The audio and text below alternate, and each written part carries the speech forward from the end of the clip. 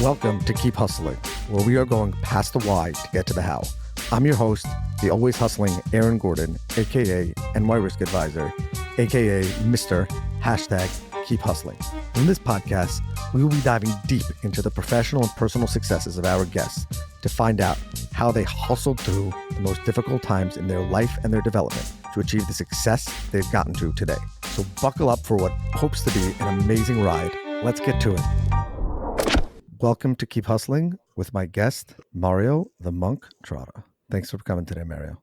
Thank you for having me, brother. I have greatly enjoyed getting to know you over the last few weeks, few months, following you for, I guess, 2 years now. So I am so honored that you're here with us to tell a little bit about your story and how you became the monk, I guess. Sure.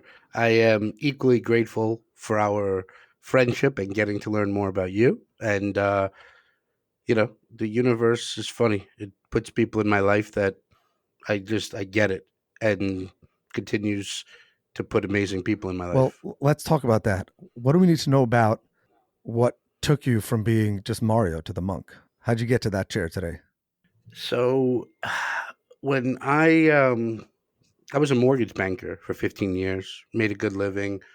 I'm terrible with dates. I'm really bad with dates. So let's take it back. I wanted to get into shape. Okay. And my best friend, Paul Winninghurst, was always an athlete. He's had abs since I've known him. And I had said, look, I'd come back from Bahamas and I said, I would really like to get into shape. Would you help me, just kind of hold me accountable, just show me what you're doing, et cetera. So we started this little thing together where, he was just teaching me what to cook, exercises to do, things like that. And within 2 weeks, or about 2 weeks in, we went, I don't know, get a slice of pizza or something in Mount Vernon, Joe's in Fleetwood. And we ran into a friend of ours, little brother, name is Sean Smith. And, he was all cut up. He had veins popping out of his arms. And we're like, dude, what are you doing? You look amazing. And he's like, I'm actually in the infomercial, or I'm going to be in the infomercial for Sean T. Insanity. I don't know if you remember that program. So we're like, all right, that sounds pretty cool. What's that like? He's like, well, every day I go down to Rockefeller Center and work out in a gym with about 50 other people. Sean T leads the workout. And, every week we get our body composition taken by a nutritionist to make sure that fat is down, muscle is up. And when we leave the gym every day, we have 5 meals waiting, prepared for us. So we were like, that's actually, sounds incredible. It's almost like you can't lose. And he saw how interested we were. So Paul and I went back to my house. We were just chilling out, and Sean hits us up and he's like, look, were you guys really interested in what I was saying? And we were like, yeah, it sounds amazing. He's like, well, can I come over right now and talk more? So he ended up coming over and kind of gave us this pitch. Like, what if we put a small group of people together to kind of mimic what I'm doing in this infomercial and see if I could get the same results for you guys that I've been getting? Literally, Aaron, within 2 days, I mean, we had a gym, Phoenix in Tuckahoe, that allowed us to use their studio. We found a nutritionist, we found a chef, and we put a pilot group together of 10 people, friends, my brother, his brother. There was about 8 of us. And within 60 days, the results were just like insane. And we kind of started posting it on social, and everybody's like, yo, what is this? We want in. And we decided to launch a company called Fat Burn. And that was the beginning. So we launched this company. Paul and I both had really great jobs. He was a trader. I was a mortgage banker. And we kind of dropped everything, our careers, and started this company together. Within a few years, we raised capital, 300,000, and we launched our first location in above Iron Tomato. And Fat Burn is actually still there today. But over the course of, 4 or 5 years, we both went from making, 40, 50,000 a month to barely making 2,500 a month. Right. And I got divorced. I mean, I was getting divorced before that, but this just added fuel to that happening quicker. And, after a little bit, we just decided that we had different visions. We weren't making money. and I decided to do buyout. I decided to come back into the mortgage business and kind of take everything that I learned from bootstrapping. We couldn't afford to pay people for SEO and web design and social media, so we had to do everything ourselves. So it's like, look, I'm going to go back into the mortgage business. I'm going to take everything that I learned from this, and I'm going to apply it there. And when I came back to the mortgage business, I was delusional in thinking that all of my referral partners were just going to be there with like open arms, like, Mario, you're back. Here's all the business. It didn't happen that way. So I had to reinvent myself, and I had to decide, all right, well, if I have to start from scratch, like, how am I going to do this? And I decided I was going to bypass realtors, never wanted to work with a realtor again. And I was going to go directly to the buyer. That was the game plan. And as I'm coming up with like my handle and stuff, I was doing a lot of self work. I was involved in men's groups. I did probably 4 or 5 retreats. I had a few mentors, and I've always been obsessed with monks and this kind of spiritual journey. So when I launched, I kind of combined the two things, what I was good at and what I was kind of interested in. So I came up with the name Mortgage Monk, and that was my original IG handle. And within a few months, the name just started catching on. I would go places, people would call me the monk. Nobody knew my first name. I didn't know your It first was name very until we awkward. really connected, to be honest. It was really awkward for me because I'm like, how do I? I'm not going to introduce myself as the monk. But when I said my name, people would be like, "Oh, nice to meet you," and then within 5 minutes of the conversation, they'd be like, "Oh, you're the monk. I've heard about you." Blah blah blah. So from there, I just saw what I had originally intended to do was to bypass realtors, and what ended up happening was I started attracting realtors because I was doing something that they wanted to do and wanted help doing it. And for the first time, I saw that my relationship prior to this was I didn't know what I was good at. So I was asked to do things that I didn't want to do, like cater open houses, pay for Zillow leads, all that bullshit was understandable, right? Realtors were kind of top of the food chain. And I didn't know what else to give them other than those things. And that's why I wanted to avoid them. But by doing this, I saw that I had something special that they wanted. And I started to really get to know them, and I became friends with them.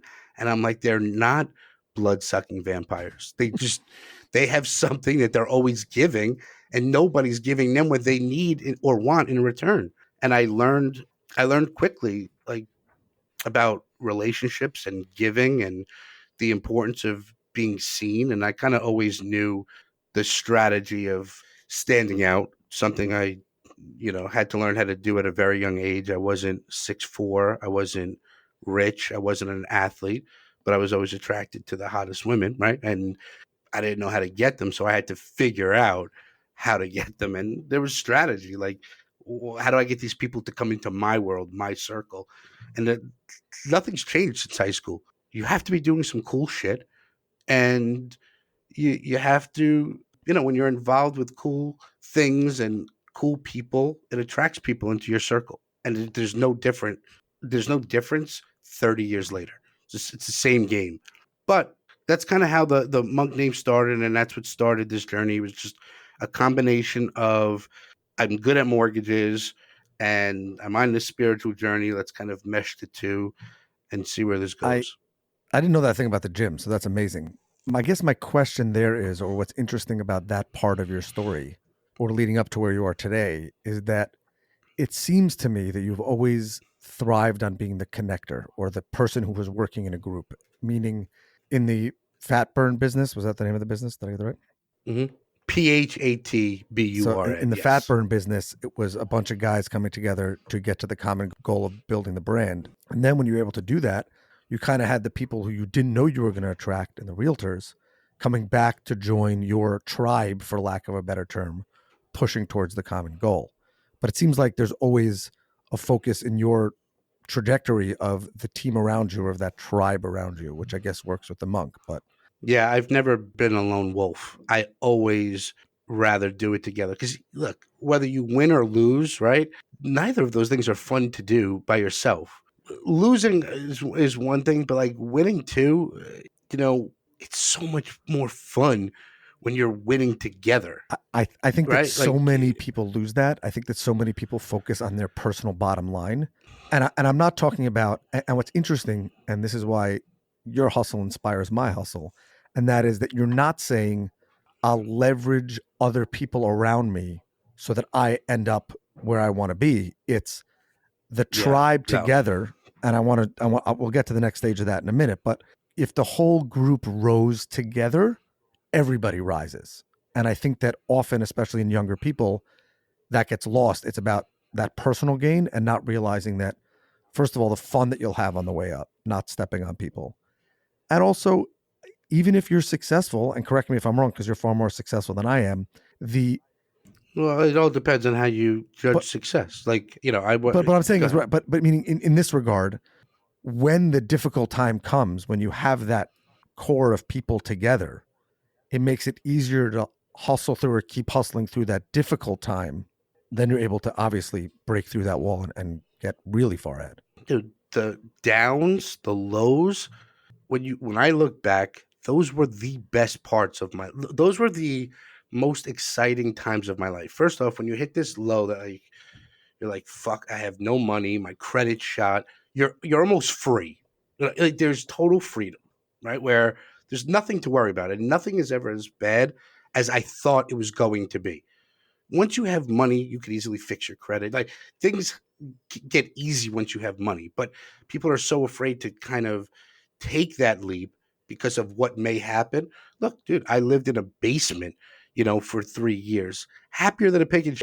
Like I went from living in this huge 5,000 square foot house to living in a basement. Never once was I like, I'm really unhappy right now.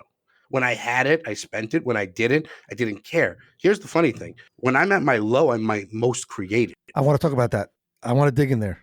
When I'm making money, I've learned my lessons. I've taken my foot off the pedal. I've relaxed. I've kind of like I've rested on my laurels, right? And dude, in this game, and I've learned, and I'll never make that mistake again. When you have momentum, when you are hot, you need to push even more.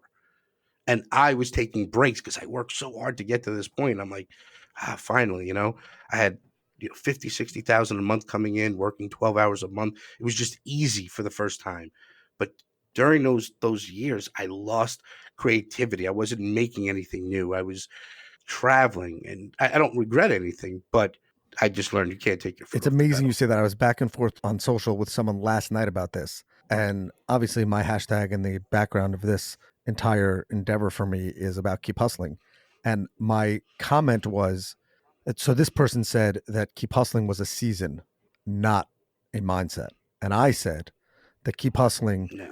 is a lifestyle. What that means is, and exactly what you're saying, obviously, when someone is in the lowest points, they realize that their back is up against the wall and they have to push. But the greatest success comes from not stopping when everyone else would stop. Everyone else would stop here. You can get to 10x, I feel, if you go 2 or 3 steps further than the other person is willing to. When they stop, you push an extra 6 months, you push an extra few leads, you push that content, you push that drive. That's what separates the top 25% from that 1%, in my view. Yeah, and here's the thing: when things are good, most people aren't reflecting at that point, right? It's like I've hired coaches and stuff when I was at my low. I should have been doing this at my high, right? To get to the next level. But yeah, when things are going good, I wasn't paying attention enough. So I think that leads me to my next question, and that is, what do you view when you look back at your journey so far as the most pivotal moment in that story where it all started to click in The what you wanted to do and how you wanted to the do it? mo- the most pivotal moment for me, because it set a series of events in place, was going to something called Landmark. It was a 3-day forum that my partner Paul at the time, he had went because the funny thing is with partnerships, and I tell everyone, like the second a partners come to me and they're having any type of conflict or wherever they're at, the first thing I ask is, do you have your roles clearly defined? Like, who is responsible for what? Because my best friend and I did not. We were meshed. And it wasn't until many years later that I realized he is a full blown executor. I'm a visionary, and we have very different skill sets. And I think we were both trying to manage like both parts of the business when it should have just been completely separated. So he, because he cared so much about our relationship and saw that our friendship was deteriorating, he went and did this thing called Landmark because somebody had um, recommended it to him. And he's like, look, I will pay for you to do this because it was like $900 or something at the time. And I would really love for you to go. I think it'll help us. And I postponed this thing for months. And he finally was like, look, I got my mom to go. Can you finally commit to doing it next weekend? Because I need you to take her with you, something like that. So I had to go. And I remember I went to Landmark and I'm like, the first, because they had this thing on Tuesdays, like before you started the weekend. And I went, I'm like, dude, where did you bring me? This place is a fucking cult. This is the weirdest I'm ever seeing. But then the marketing in me was like, okay, but I would love to have a cult. I'm not going to come here to learn anything other than how to make a cult. That was my intention. And when I got there on Friday morning, because it's like starts on Friday morning, ends on Sunday evening, within the first few minutes of this powerhouse woman, Jocelyn, speaking, she led the room of about 300 people. One of the first things she did was like, what's this? Right? Where am I? And everybody in the room had a different answer. It's a finger. It's up. It's the number one. And the point was, right, well, there's 8 billion perspectives in this world. Who's right? Who's wrong? And they were using analogies and things that I could easily understand. I'm an analogy guy, and they just delivered this information in such an amazing way. But so the reason I'm attributing that pivotal point to Landmark was because from Landmark I met someone there, and then that person became a mentor, and then that person told me about David Data and his book, and that led me to a retreat in North Carolina, and then I met somebody there, and that led me to another retreat in Pennsylvania, and I was kind of open. I just was open, and I said yes, and I went through this period of just being so uncomfortable. And every time I got comfortable, there's something else to get uncomfortable with. So when I got on social media, I had a huge advantage. And that was, dude, I was just ready to show up as me. And it didn't matter whether you liked me or not. If I was operating at full authenticity, like this is me, I knew it was going to come with the love and the hate, and I was totally okay with it. I didn't need people to like me, love me or hate me, and that's how I'm going to build my tribe. So the pivotal moment for me was my friend Paul making me go to or asking me to go to Do, Landmark because it just set a whole different mindset for me. do you think at the time you knew that, or now just looking back at No, it? no way, man. That was not something I could have even told you a year in. It wouldn't be until today that I can look back and be like, wow, that was the moment. Now, you have to understand too, I come from a very big family that I've always had a tribe, which I didn't realize. I never was afraid of failing because I always had a fallback plan. And, you know, I feel I feel for people who feel like they have no fallback or whatever. I didn't have that. So I can't be sorry for it. But my parents was like the door's always open. My family, I was never going to be homeless. I was never going to not have food. I was always going to have the basics. Did I lose the fancy stuff? Yeah, my Mercedes got repoed and my credit got shot and all that, but I always had everything I needed. So I always knew I could keep aiming for happiness because I was never going to be hungry. I wouldn't have all the things that everybody else had, but I wouldn't be It's homeless. it's interesting you say that because a few minutes ago you mentioned that you felt like your back was up against the wall and you're at rock bottom. So it's interesting. Because for me, what my expectations were for myself, that still was bottom for me, right? Just because I could eat. It didn't mean I was 100%. like I was satisfied. It was just meant, okay, this is the lowest. It's not that bad, but like it's time to get to work. Do you think that had you not experienced that, you wouldn't be as motivated to? Because I know you work like, I don't even want to know how many hours a day, but I know texts happen at ridiculous hours. So, Yeah, I love this shit, man. That's why I can't do something I don't love, and I'd never loved mortgages. so what do you love? Right? I love building. I love creating. I love taking. Everybody has a problem. I love being able to offer the solution, but more than anything, I love finding that superpower in everyone and being like, dude, if you see what I see in you, okay, and you just take that one thing that you are great at, because everybody's great at something, your whole life can change. And everybody is one connection away from a life changing experience. So, what's your superpower? Connections, man, and seeing the gold in everybody. I could sit with you and get to know you, and I could be like, that is a superpower. But connecting is my superpower because I can listen for the triggers. There are triggers, right? And I try explaining this to realtors and mortgage LOs. You being a mortgage LO is not a trigger. You being a realtor is not a trigger. Somebody going, I need a realtor in my Marinac, and one person coming to mind, that's a trigger. And then that trigger leads to other connections and deeper connections because you can kind of hone that craft and kind of own that lane. Yeah. If I can't think of a trigger for you, that's a problem. Like if this comes up, I'm thinking of this person. It doesn't mean you have nothing to offer. It means that you're still trying to go too wide. You still, everybody has different philosophies. I think if you want to grow on social and likes and comments and views really matter to you, I think it's a totally different strategy than if you want to make money. Because I think that the riches are in the niches, Right. right?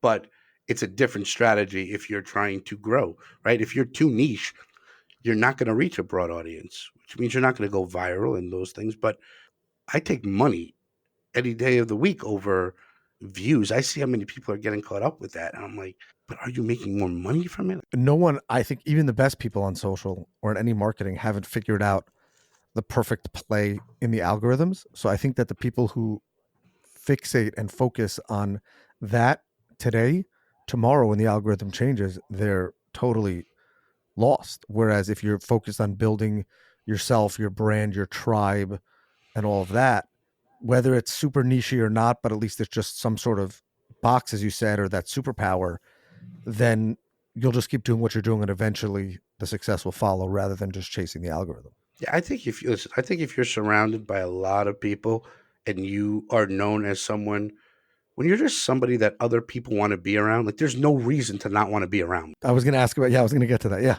Like, why would you not want to be around me? I don't judge. I'm pretty easy to talk to. I have a ton of resources, like, and I'm always willing to help.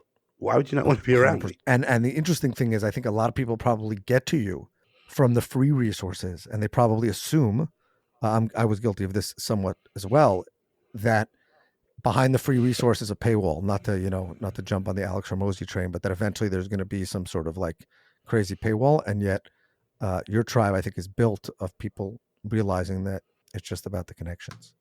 Yeah, but listen, you have to get paid 100%. too, right? Like if I don't get paid, I can't keep doing what I'm doing. I Right? understand Like that. at the end of the day, you can't. But yeah, I mean that's always been my hardest thing to figure out, which is why I read Hormozy and these things is okay, I love doing all these things. How do I charge for it? How to charge pricing and deliverables has single-handedly has always been my greatest challenge. Anytime I launch something new, I just don't know what to offer or how much to charge. So I just test everything. And when people start saying no, no, no, that's when you know you kind of all right, maybe you hit that wall. But yeah, I mean, that's always the hardest thing for me to figure out because there's so many things that I can help with, but then I kind of have this formula. Okay, what do you want? What do you need? Right, you, Aaron, and then what do I really find joy in? Because I could do a lot, but what do I find the most joy in doing to help you? Right, and then is it scalable? So if you look at the three legs of the triangle, That is how I come up with everything I'm going to do. What do they need? Am I happy delivering this? And then can I scale this? I got to ask you about one other part of your incredible hustle, and that is you have a unique ability, a seriously unique ability to actually grab the attention of the people whose attention you want. Most people Yeah. can't figure that out. So I'm not asking about the tricks of that trade. What I'm most Happy well, to give it. I want to I'm get to that, happy but to give it. my other question is, I have to believe that in getting there, you face a lot of rejection, and not every reach out hits. And so, how do you hustle through those times when you feel like this is the perfect pitch or the perfect reach out or the perfect engagement, and it's not clicking and it's not jiving? How do you keep hustling through that? It's very easy. I never once say this is the perfect pitch. Like, I'm never like, this is the You perfect never come up with something and you're like, pitch. this is it. This is the gold. No, never. Like, it's always, I mean, I'll give you an example right now. Renee, let's just take Renee Rodriguez, for example, right? Like, I reached out when I was in the process. I have a hit list. I think Yeah. I showed it to you. Like, here's all the people I would like to meet. Not everybody is like, I'm not doing this every day, but I really believe I can get in touch with anyone. And what I always do, here's the formula. The first thing I do is, so let's say I want to meet Renee Rodriguez, okay, or pick somebody that you would love to meet. Gary V. Okay, Gary Vee. So Gary Vee, the first thing I would do is I would go to Gary Vee's page and see who he is following. Okay, it's always about who they're following, not who's following them. And then I would try to find three people that he's following that I have a connection with. So in that case, in this case, at this point, I have a lot of people that if I see who he's following, I can use to connect. Okay. So I get who's my in. That's number one. Then have I given value to this in? Okay. Right? Like if you're an in for me, have I given value to you? And then the goal would be I need to show up in a short amount of time with three people that Gary V respects and admires in a public place. So I would make it a mission of mine to do a podcast, do something 3 days in a row with three people that Gary Vee are following. So I'm on his radar in some way, shape, or form, even if it's subconsciously. I've seen this person because I always want people to know who I am before I even approach 100%. them. Okay. And then I try to figure out ways of how I could add value to them. So if I was going after Gary Vee, which I have on my hit list, I have 150, 160 top producing realtors. Does that do anything for Gary Vee? No. But what do realtors love? Wine. They love drinking. What is Gary Vee passionate about? Wine. I would literally lead with something along the lines of, hey guys, how can we get 160 subscriptions where it's a win-win? You love wine. We all want to meet Gary Vee. Let's all do this thing where we pool our resources, buy some wine, enough to get on his radar and get 20 minutes with him. That would be my strategy. Now, if I wanted to implement it, I'm not ready for Gary Vee yet. I don't even know what I would ask of him yet. Other than it just being cool to get him on, I'm not ready. So I bank that. That's the strategy that I would be deploying. Does that make That's sense? unbelievable. Everybody wants something. Everybody needs something. If I want Alex Hormozy, there's nothing I could give him right now other than what if I documented my entire journey of starting over, right? Back at 10 grand a month to getting to 3 million, which is his criteria to get in with him. And I documented my entire journey using only the tools and resources he's given. That might be a way to get his That's attention. and Content King. There you go. Boom. And I could just literally do this with That's every unbelievable. person you That's name. unbelievable. That is and it works. It actually works. And most people think I should just reach out to them or send them something or try to, but it's that secondary angle of everybody needs something. Everyone is influenced by some other people, and figuring out how to get into that influence sphere, and then kind of coming in that way rather than trying to just work that out. It's always a back door. That's unbelievable. So what happens when it doesn't work? It's never not worked. First off, it can't not work because I'm still alive, right? So even if it didn't work once or twice, it's like if I really want it, I'm not stopping. So until I'm dead, to say that it didn't work, it can't say that. So the answer So I'm is not that you dead. can't put a timeline on anything because you just have to keep pushing through, keep at it, and eventually it will click. You may not Yeah, realize that it's going to take 2 years to get there, but if you stay the course, correct. then it will kind of click through and things will. Yeah, I don't think I've ever set out to do something that I really, really wanted, and I didn't make it happen. The time frame of it happening, can't promise anybody that, but I think if you just stick things out long enough and you never give up, how do Do you you think that fail? too many people get caught up in the timeline? 100%. Listen, people would never do what I did at 40 years old. Start over, living with your parents, having no, like, who would do that? Not many people. But look at where it's gotten you. Yeah, but they still, it doesn't matter. They still couldn't deal with that short term failure the way they would look at it. When I'm like, guys, but if you take 5 steps back, figure all this stuff out 10 times, like jump ahead, but you definitely have to go a little bit You backwards. got to build Like, those foundations. You got to build the right it's foundation. And it, when you start your career, you don't even know what those are to build them. so this is what I'm doing in the 60-day challenge that we're launching in the group because I've been wanting to do this for years now. And I wanted to sell a course on literally my what has worked for me because I don't ever pretend like I don't tell people how to get hundreds of thousands of followers. I've never done it. I don't tell people how to make $1 million a month. I've never done. I can only take you where I've been, like up to where I've been, and after that, I'm still learning, right? But there is a process, and everyone who comes to me, they just want to jump into the content stage. And when I built out this process, content was phase three. Phase one was the shit that nobody wanted to do, the strategy, the getting to know your strengths, like kind of going deep with Honing your yourself, craft. right? Honing your craft, figuring out as much about you as possible. And there's exercises that I've done to do this. And now I'm going to show people every exercise that I did. And I'm going to move them through the phases because even now, I'm not making content at mass scale because I don't have 100% yet what this community is all about. I know that everybody's happy. I know that people get something different out of it. But if I asked you to describe the community in a quick, clear, concise way, I don't know if you could. And I need you, because I need that trigger. I need you to be able to be like, the collab project is this, right? Like in those few words, and it just makes sense from that. Until I have that clarity, I will not pump out content because I won't get the ROI on it. I know how much time and money it costs to produce content at scale.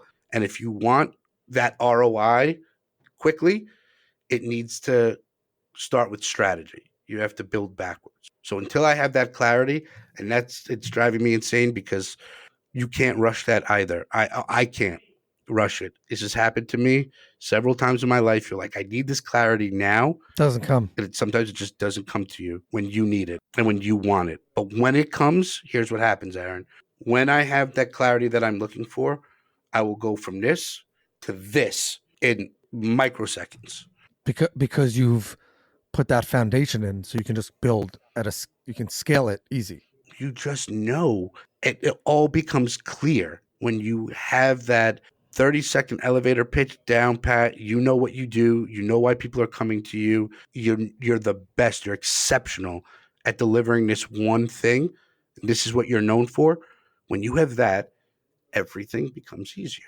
Your content all has a purpose now. We have a closing tradition here on Keep Hustling that we ask our guests to share their favorite or most inspirational quote, past, present, or future, that inspires their hustle. Favorite quote. You know what? Give me a second. I feel like I have One day we're going to dig into like the monk's notes and we're going to see the incredible resource oh that my is. God. That'll be a good piece of content, scrolling through each one of the notes and how they kind of came about. My favorite quote by Jay Shetty is I am not what I think I am. I am not what you think I am. I am what I think you think I am. Let that sit. I am not what I think I am. I'm not what you think I am. I am what I think you think I am. And that's how people go through life, creating this persona of who I think you think I am. Yeah. Which is not really who you are, but that's Does that what you become. I think you think I'm cool, so I have to be that person. Unbelievable. Unbelievable insight. Thank you so much. It's been great to learn about the hustle of the monk, the man, the myth, the legend.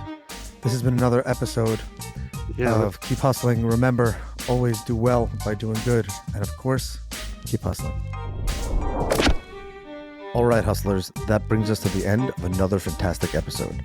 Thank you for listening. The listeners are the most important part of this show. If you like what you heard, please leave us a review wherever you listen to your favorite podcasts. Your feedback means the world to us and helps us reach more listeners. Plus, be sure to subscribe to our podcast so you never miss an episode. We have some amazing guests and topics lined up for you, and we don't want you to miss out. And finally, if you have any suggestions, comments, or even just want to say hello, please feel free to reach out to us on all social media platforms. We are Keep Hustling Pod on Instagram, X, Facebook, and LinkedIn. We would love to hear from you to continue the conversation. Thanks again for tuning in and supporting our podcast. We truly appreciate each and every one of you. Until next time, stay curious, stay hungry, and keep hustling.